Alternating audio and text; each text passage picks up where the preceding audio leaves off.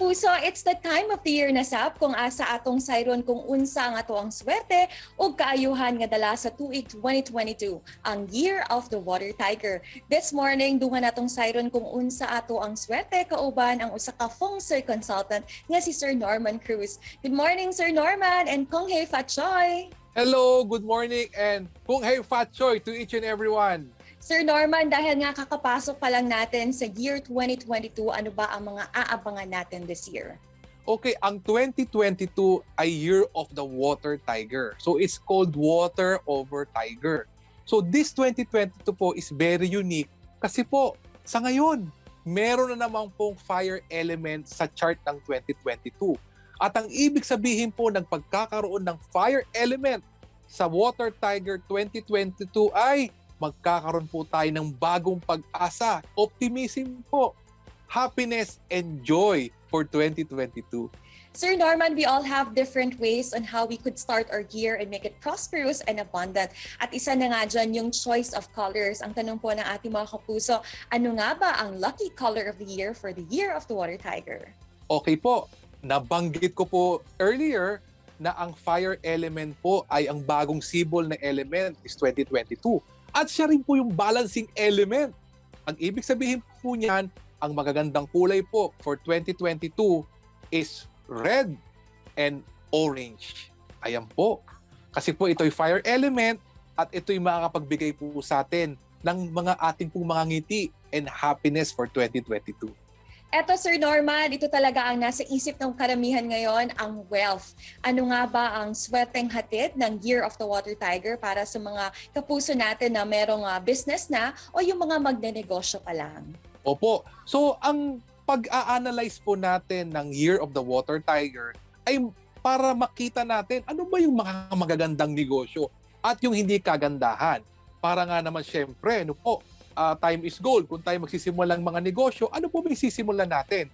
For 2022 po, Year of the Water Tiger, ang pinakamaganda pong negosyo ay ang metal business. Ano po ba ang metal business? Ito po ay engineering, construction, high-tech gadgets, something to do po with military, with police, and judiciary. At ang pangalawa naman pong pinakamagandang negosyo ay ang fire businesses or fire industry. At ito naman po ay ang mga pagkain, ito po ay ang technology, ito naman din po ay ang mga restaurants, airlines.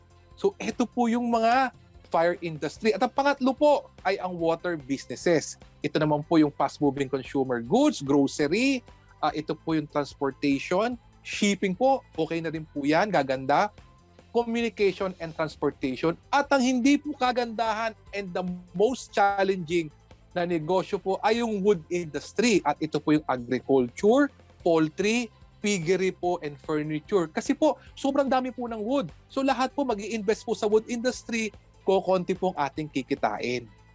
And of course, sir, inaabangan din ito ng ating mga kapuso. Paano naman po daw yung mga single at mga looking for love? Nakususwertehin po ba sila ngayong Year of the Water Tiger? At paano ba nila kailangan salubungin ang bagong taon para masuswertehin naman sila sa kanilang love life? Okay, number 1, invest in yourself. Opo, kailangan po bago po tayo sabihin, ito gusto ko, ito hindi ko gusto, tayo muna mag-invest sa sarili natin. Now, paano po natin mai-increase yung ating attractiveness and likability? Ang gawin po natin, identify nyo po ang southeast po ng inyong bahay or opisina at maglagay po doon ng halaman na nasa tubig. At pag ginawa nyo po ito, yung harmony po ng tubig at halaman ay makakatulong po sa energy or life force para kayo po ay maka-attract po ng tao pong inyong iibigin at iibig din po sa inyo. And finally, Sir Norman, ano po ang message ninyo sa lahat ng ating mga kapuso all over Mindanao para naman maging blessed and maging prosperous ang kanilang taon? Go ahead, sir. Eto po, mga kapuso, free wifi po tayo sa February 1 ho ng 12:30 a.m. Gumamit po ng compass, lumabas po tayo ng bahay at tumingala po tayo sa langit. Tingnan po natin ang direksyon po ng southeast, ng south at northwest at tayo po'y magdasal at mag-wish. Kasi po ang 2022 is a year of spiritual growth and awakening. So mag-fine-tune po tayo na sa February 1, 12:30 a.m. ay tingnan natin ang mga bituin na nasa southeast, sa south at sa northwest. At ito pa po ang pinaka-importante. Between February 4 to February 11, mamimili ka po ng petsa doon at ikaw po ay magdo-donate. Pwede po sa simbahan, sa charity, online, o sa kung kanino man po na nais nyo pong ibigay ang pagpapala o blessing. In any form po, pwede pong monetary, pwede pong canned goods, or any other form. February 4 to February 11. At kahit po ang animal sign po na forecast nyo ay hindi po kagandahan, all of a sudden, kayo po ang number 1. Maraming salamat po, Sir Norman, sa inyong mga forecast, mga predictions at mga payo po ninyo na ibinigay para sa pagsalubong ng Year of the Water Tiger. Daghang kaayong salamat and stay safe. Thank you so much po and more blessing and kung hey fat choy.